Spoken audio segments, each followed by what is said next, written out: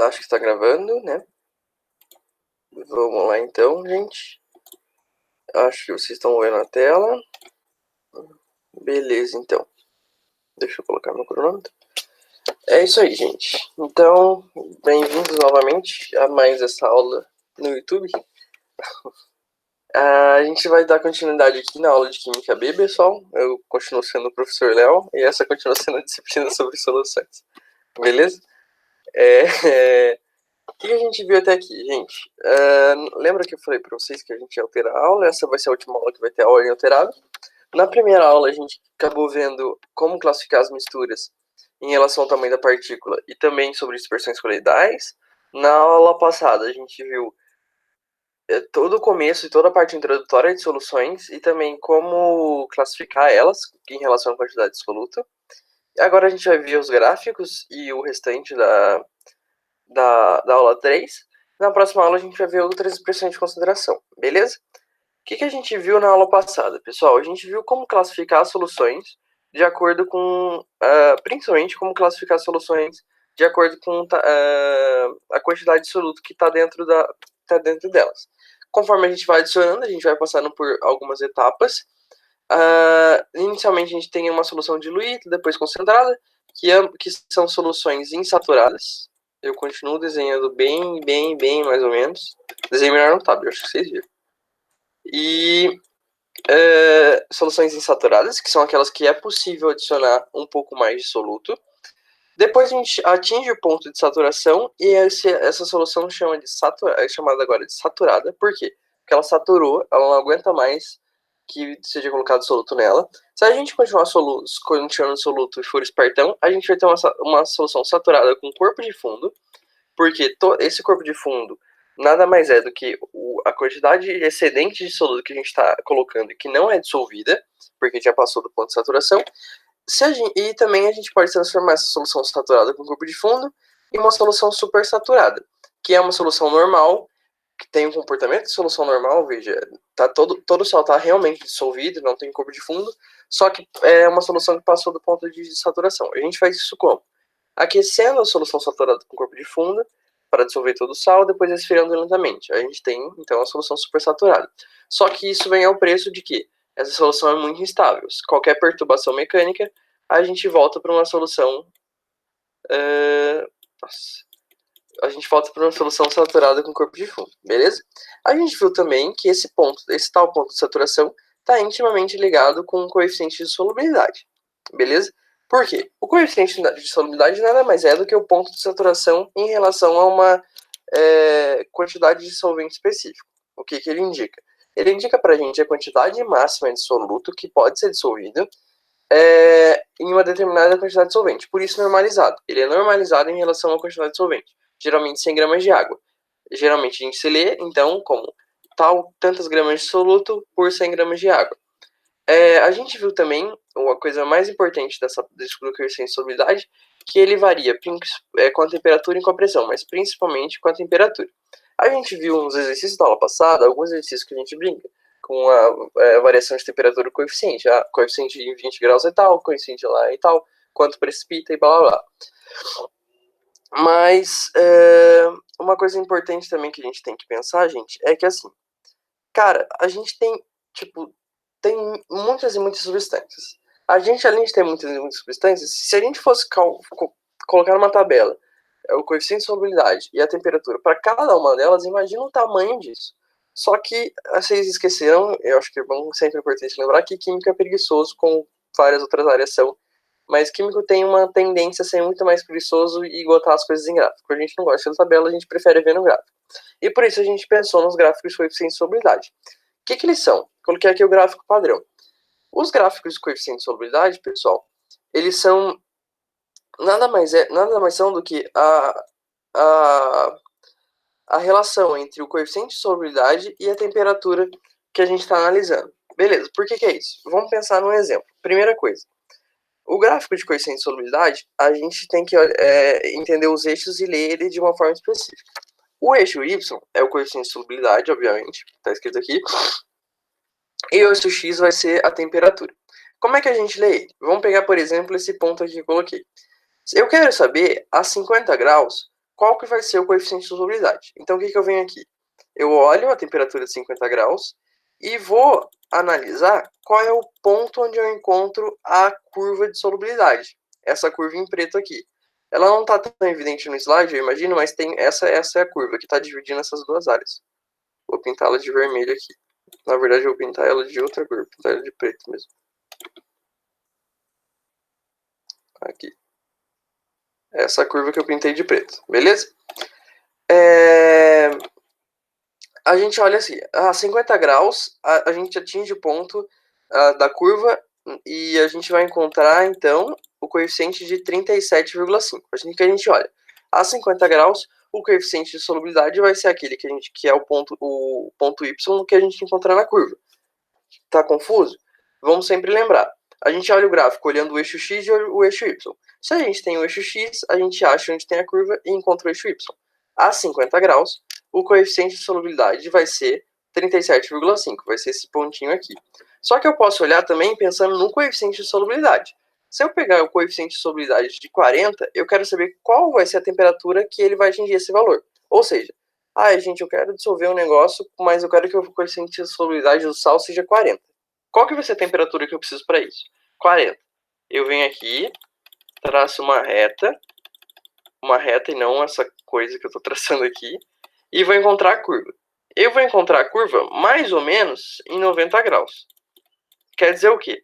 Que em 90 graus, o coeficiente de solubilidade vai ser 40, beleza? É assim que a gente lê mais ou menos os gráficos.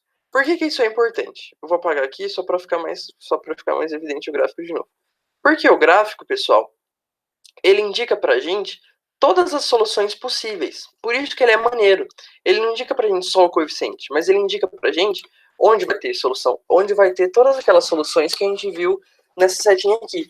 Toda essa setinha que eu tô mostrando no slide para vocês, desculpa se mexer, mas a cadeira às vezes faz um barulhinho. Todas essas setinhas que eu tô mostrando, todas essas classificações que tá de acordo com essa setinha que eu desenhei aqui, você pode encontrar ela no gráfico. Por quê? A curva, pessoal, não é todos os pontos que são o coeficiente de solubilidade? Beleza. Mas o que é uma solução saturada? Não é aquela solução que tem exatamente o coeficiente de solubilidade limite? Não é aquela que tem aquela concentração do coeficiente de solubilidade, que atingiu o ponto de saturação? Tá confuso? Vamos pensar. A 50 graus, a gente sabe que a temperatura, o coeficiente de solubilidade vai ser 37,5 gramas por 100 gramas de água, beleza? Se eu preparar uma solução a essa temperatura de 37,5 gramas, como vai ser classificada? Saturada, beleza? Porque eu estou colocando 37,5 gramas de sal e cabem 37,5 gramas de sal. Por isso, todos os pontos da curva, a gente pode imaginar que são soluções saturadas, coeficiente para cada temperatura. Por quê? Porque a cada temperatura a gente atinge o coeficiente, e se a gente preparar essa solução com essas características, a gente vai ter soluções saturadas para cada temperatura. Beleza? A gente já conseguiu ver isso. Mas agora, pessoal, quando a gente consegue ver que a curva diz respeito a soluções saturadas, a gente consegue imaginar que a região acima dela tem um significado, a região B, e a região abaixo dela, a região A, tem outro significado. Por quê? Porque, perceba, eu estou aqui na região A. Até aqui, nesse ponto aqui, perdão, gente. Nesse ponto aqui, eu vou ter uma região, uma solução saturada, beleza? Porque eu vou ter 37,5 gramas do sal em 100 gramas de água a uma temperatura de 50. Só que se eu tiver um pouquinho abaixo, eu vou desenhar de azul, espero que fique melhor. Se eu tiver aqui, ó, eu tô a 50 graus ainda, mas agora eu não tenho uma solução com 37,5 gramas. Eu tenho uma solução com... Tá, era para ser aqui. Eu vou apagar, a gente desenhar de novo. Eu tenho uma solução com... Eu tenho uma solução com 32,5 gramas. Beleza? Essa solução vai ser saturada? Não, né, pessoal? Se eu tiver uma solução nesse ponto aqui, ela vai estar abaixo do coeficiente de solubilidade. Se eu tiver uma solução, qualquer ponto que eu pegar aqui, se eu pegar esse ponto, qualquer ponto abaixo da curva, eu vou ter uma região insaturada, porque ela está abaixo do coeficiente de solubilidade. Por quê? Porque ela não atingiu o ponto de saturação, que é o coeficiente de solubilidade, entende?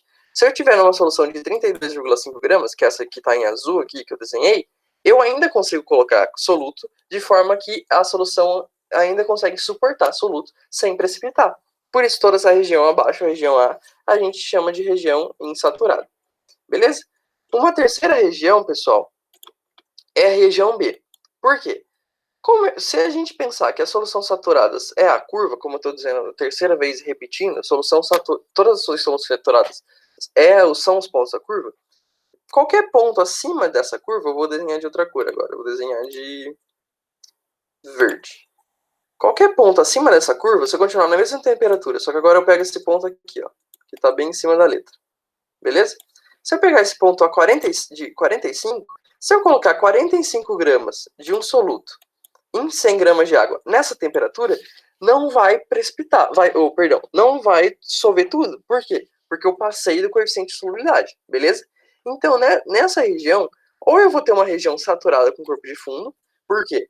Porque eu adicionei mais soluto do que cabia, então o soluto excedente ficou como corpo de fundo, ou eu vou ter uma região super saturada. Em geral, pessoal, quando a gente está tratando de gráfico de solução, a gente diz que geralmente essa região é super saturada. Por quê? Porque a gente está tratando dos gráficos das soluções, não dos gráficos das soluções com o corpo de fundo, beleza? Mas é importante lembrar, e eu vou sempre frisar isso, que uma solução saturada com corpo de fundo e uma solução supersaturada, elas se correlacionam bastante, beleza? Uma pode gerar a outra, ok? Vamos seguir. Isso, gente, é basicamente o que vocês precisam saber dos gráficos de coeficiente de solubilidade. Se você bater o olho, você tem que identificar essas coisas. Identificar onde está a curva que diz respeito às soluções saturadas, qualquer ponto qualquer ponto daquela curva.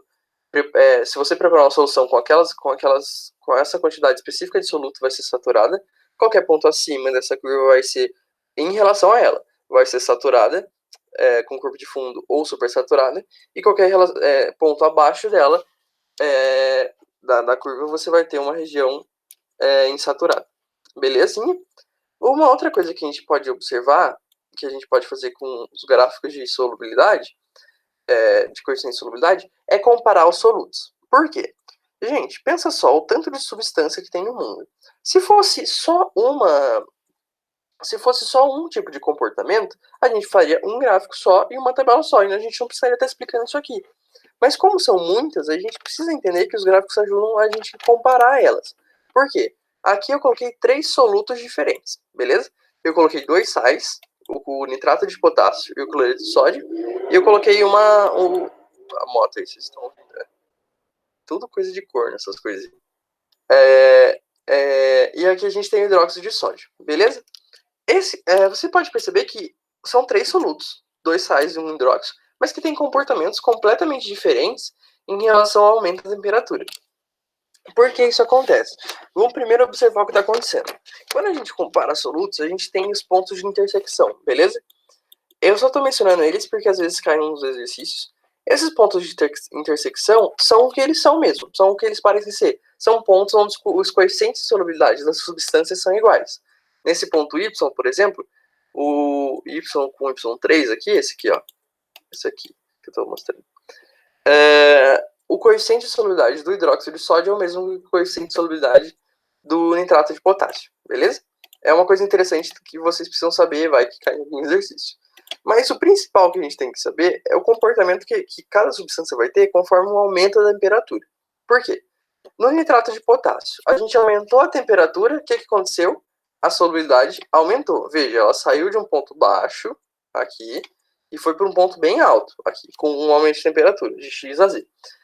Com o mesmo aumento de temperatura, o sal de cozinha teve um aumento também. Ele saiu de um patamar mais baixo e foi para um patamar mais alto. Desenhar de azul, né, gente? Saiu de um patamar mais baixo e foi para um patamar mais alto, só que com uma intensidade menor. O que a gente pode analisar disso? Que o nitrato de potássio, o coeficiente de solubilidade do nitrato de potássio, é bem mais sensível à variação de temperatura do que o cloreto de sódio. O cloreto de sódio praticamente permanece constante, enquanto o nitrato de potássio varia bastante. Uma outra coisa, a coisa mais interessante aqui, que parece bem contraintuitiva, eu vou de verde de novo, é que no hidróxido, a solubilidade diminui. Variando de X a Z, você tem uma solubilidade alta no começo e uma solubilidade bem baixa no final. Por quê? Porque, gente, cada processo de dissolução envolve troca de calor. Envolve troca de calor, isso mesmo. Perdi o mouse aqui. Envolve troca de calor. O que isso quer dizer? Que, a depender da substância, a gente vai ter uma troca de calor diferente para cada reação. Para cada dissolução, na verdade. Vamos pensar o seguinte. Eu tenho A virando B, como qualquer reação. Beleza? Eu posso ter uma reação que recebe calor para acontecer, ou eu posso ter uma reação, vou apagar aqui, ou eu posso ter uma reação que fornece calor para acontecer, ou seja, tem como produto calor. Beleza? Isso é importante porque, do mesmo modo que a gente tem essas reações, a gente tem isso acontecendo nos processos de soluções. Vou explicar. Se a temperatura aumenta e a solubilidade também aumenta, que é o caso do nitrato de potássio, o que a gente tem? Que conforme a temperatura vai aumentando, ou seja, conforme eu vou fornecendo energia ao sistema, a reação de dissolução é favorecida, ou seja, ela acontece mais. Por quê? Porque a gente está vendo que o coeficiente de solubilidade aumenta. Isso quer dizer o quê? Que para a reação acontecer, ela pega o calor do meio ambiente. Por quê? Quanto mais eu forneço, mais acontece, quer dizer que ela está pegando para reagir, pegando para reagir, pegando para reagir. Beleza? Se ela está pegando calor para reagir, ela é essa reação do primeiro tipo. Ou seja, ela é uma reação, um processo, que a gente chama também de reação endotérmico. Eu vou colocar calor aqui, mas é difícil escrever. Ela está pegando calor para reagir, ou seja, ela pega o calor e se dissolve. Pega o calor e se dissolve. Se ela pega o calor, é um processo endotérmico, que é favorecido com o aumento de temperatura. Se eu dou mais calor, aumenta a temperatura, o processo se acontece de uma melhor forma. E o contrário também é verdadeiro. O contrário é que caso? O caso do NaOH, beleza? Por quê? Porque o NaOH, a solubilidade, conforme eu aumento a temperatura, veja, estou aumentando a temperatura aqui no eixo. Eu aumento a temperatura, a solubilidade dele diminui. Com o aumento, perdi de novo. Perdão, gente. Com o aumento da temperatura, a solubilidade dele... Perdão. Aqui. Com o aumento da temperatura, a solubilidade dele diminui. Por quê? Porque é um processo exotérmico. O que isso quer dizer? Que para ele acontecer, para o sal de cozinha acontecer, ele tem que liberar calor. Só que agora, gente, pensa só. Se eu estou fornecendo calor para o sistema e ele tem que liberar calor para acontecer, eu estou desfavorecendo essa reação completamente. Entende?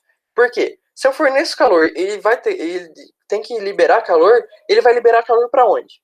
Não tem. Mas agora, se eu diminuo a temperatura, ou seja, se eu tiro o calor, eu favoreço. É o sentido contrário do eixo. Se eu estou diminuindo a temperatura, a solubilidade dele está aumentando. Isso quer dizer que é um processo exotérmico, porque eu estou tirando a temperatura, ele dá calor. Aí eu tiro esse calor, ele dá mais. Eu tiro esse calor, ele dá mais. Ou seja, eu vou favorecendo o processo de solução. É essa a ideia, pessoal. Se a gente tem um processo que aumenta a solubilidade com aumento de temperatura, a gente tem um processo endotérmico, porque ele absorve calor para acontecer. Se eu tenho a solubilidade diminuindo, eu tenho um processo exotérmico, porque ele libera calor para acontecer. Belezinha? Isso a gente pode observar nos gráficos do coeficiente de solubilidade comparando solutos. Beleza? Uma última coisa que a gente pode observar nos gráficos, pessoal, e a gente já está se estendendo um pouquinho, é a mudança de hidratação. A gente tem esse gráfico, até coloquei aqui, gráfico do zoadão, muito, mas é muito mesmo. Porque, veja, a gente tem uns picos aqui, tá ligado? A gente não tem isso nos outros gráficos. Tá vendo? São uns curvinhas bonitinhas. Nesse aqui a gente tem uma curvinha zoada. Por quê? Tem explicação. E essa explicação aqui, na verdade, não são um gráfico só, mas são 3. E eles são unidos. Por quê? A gente tem o primeiro gráfico aqui, que tem esse primeiro pico, que ele diz respeito ao cloreto de cálcio com 6 águas, beleza?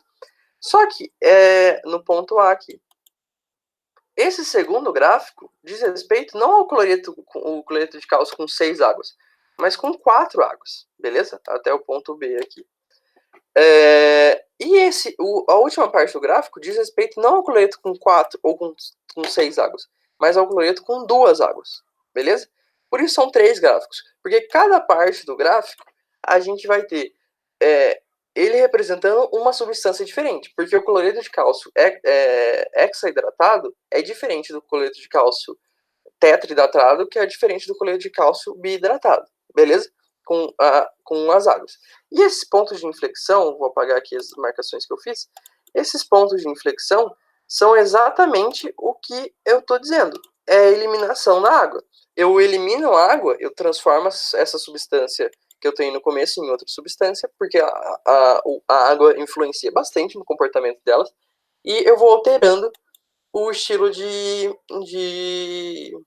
do coeficiente de solubilidade, ou seja, eu vou alterando o estilo do gráfico. Isso é importante. Aqui eu falo de 2 hidratações, de 2 águas sendo eliminadas, mas pode ser 1, pode ser 3, depende do sal e depende do processo. Cada substância é única, beleza? E uma coisa interessante também é que, como são 3 gráficos unidos, eles só mudam porque, dependendo da temperatura, uma forma do sal é mais estável que a outra. Abaixo dessa temperatura A, que eu marquei aqui, o sal hexaidratado é mais estável do que os outros dois. Entre a temperatura A e a temperatura B, o sal tetrahidratado é mais estável tanto do que o hexa do que o bi. Entende? Por isso a gente analisa ele, não analisa os outros. E a partir da temperatura B, o sal biidratado é mais estável que os outros dois. Beleza? Então, quando vocês verem esses gráficos voadões, prestem atenção se são sais hidratados. Beleza? A gente termina aqui a parte dos gráficos de coeficiente de solubilidade. Eu só não dei essa outra coisa porque é uma parte mais extensa, uma parte que é mais... precisa de um tempo maior para colocar. E agora a gente vai tratar do outro tema, que é o tema das expressões, do início das expressões de concentração. Beleza? Que é o finalzinho da aula 3. Por que a gente pensa nisso? Gente, pensa só. Eu quero pedir para vocês fazerem um café doce. Na faculdade isso vai acontecer muito, viu? Vocês vão estar lá e vocês vão ver como tem cafeteira na faculdade. Mas sim, tem muita cafeteira. Veja, se eu pedir para vocês prepararem uma solução... Perdão, se eu pedirem para vocês prepararem café doce, cada um vai preparar um café diferente. Por quê? Você gosta de um café mais doce, porque para você doce é muito doce. Para mim, doce, qualquer coisa de açúcar já é doce. E cada pessoa vai ter um critério diferente para definir o que é doce. Se eu pedir para vocês prepararem um suco aguado, que vai ver alguém gosta. Para algumas pessoas, elas entendem que o pozinho de Tang é para diluir em 2 ml de água. Tem gente que toma Tang assim, porque, nossa senhora. Tem gente que toma Tang com uma certa decência e coloca mais água. Para uma pessoa, o suco pode estar mais aguado. Para outra pessoa, pode estar menos aguado. E depende muito do que a pessoa entende por aguado do que é doce. Só que na ciência, principalmente nas ciências exatas, a gente não pode ficar dependendo de um conceito tão aberto. Um conceito, prepara uma solução diluída, prepara uma solução concentrada. A gente não pode depender disso, a gente depende do número, a gente precisa saber exatamente o que a gente está trabalhando. Por isso a gente quantifica. E quantificar a gente relaciona com matemática, a gente precisa dos números para quantificar. E o que a gente pensou? Numa concentração comum. E a gente chama concentração comum porque ela é comum, exatamente. A concentração comum, pessoal, nada mais é do que a proporção massa-volume, só que a massa é do soluto e o volume é de solução. Por que é uma proporção? Porque, vamos supor, eu tenho 5 gramas por litro. 5 gramas em relação a 1 litro. Se eu tiver 2, vai ser proporcional, vou ter 10 gramas. Se eu tiver 3, eu vou ter 15 gramas, entendeu? Por isso é uma proporção. E essa proporção, geralmente, a gente usa a unidade de gramas por litro, ok? Geralmente, por quê? No SI, a unidade de massa é quilo e a unidade de volume é metro cúbico. Então, sempre lembrando, 1 quilo é 1000 gramas, 1 metro cúbico é 1000 litros, beleza? Então, sempre que se vocês olharem e tiverem SI, só transformar em gramas por litro ou vice-versa, ok? E uma coisa fundamental, mas foi assim, fundamental mesmo. Na concentração comum, que é uma das mais utilizadas, a massa é do soluto, o volume é da solução. Veja, eu não falei solvente aqui, eu falei soluto e solução. Massa do soluto, ou seja, do sal que eu estou adicionando, e volume da solução, ou seja, o volume final da solução. Não é o volume do solvente nem o volume do soluto, é o volume dos dois juntos. Beleza? Agora, gente, fica mais fácil pensar se eu tô trabalhando com se eu for pedir para vocês prepararem alguma coisa para mim. Agora, em vez de eu pedir um café doce, eu peço um café com 5 gramas por litro de açúcar. Parece chato, mas assim, todo mundo vai preparar o mesmo café. Todo mundo vai pegar 5 gramas e diluir em 1 litro de açúcar. Ou 2,5 gramas em meio litro meio litro de café. Beleza? Vai ser exato, vai ser fácil de trabalhar, vai ser reprodutível. O suco da mesma forma, eu pedi um suco com 25 gramas por litro de Tang de uva, também conhecido como o melhor Tang. Se alguém, só uma dica, só para falar um negócio muito importante aqui. Se alguém gosta de mousse, o mousse de Tang de uva é o melhor que tem. O que você faz? Pega um pouquinho de... pega o Tang de uva, leite condensado e iogurte normal, pode ser de qualquer iogurte, mas tem que ser iogurte normal, tipo, sem gosto. Bate no liquidificador, mistura os três, deixa um pouquinho na geladeira. Não tem coisa melhor, irmão. E vai na fé, Tang de uva. Maracujá, limão, nada supera Tang de uva. Beleza? Outra coisa importante pra gente pensar nas concentrações. A gente tá se estendendo um pouco, mas desculpa, pessoal. É que se a gente separar soluções em qualquer parte, em N partes, tipo, qualquer número de partes, todas elas vão ter a mesma concentração. Por quê? Porque a proporção se mantém a mesma. A proporção de a massa que vai ter naquele copo, naquela parte, vai ser menor do que a parte total. Só que a proporção entre a massa e o volume vai ser a mesma. E o que é concentração? A proporção massa por volume. O que isso quer dizer?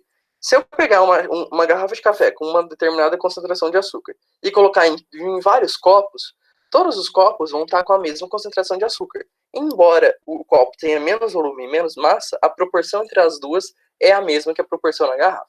Beleza? De novo, por isso que eu marquei como super importante e por isso que eu falei aqui, eu vou falar de novo, o volume da solução, a massa é do soluto. Sempre importante lembrar disso. Beleza?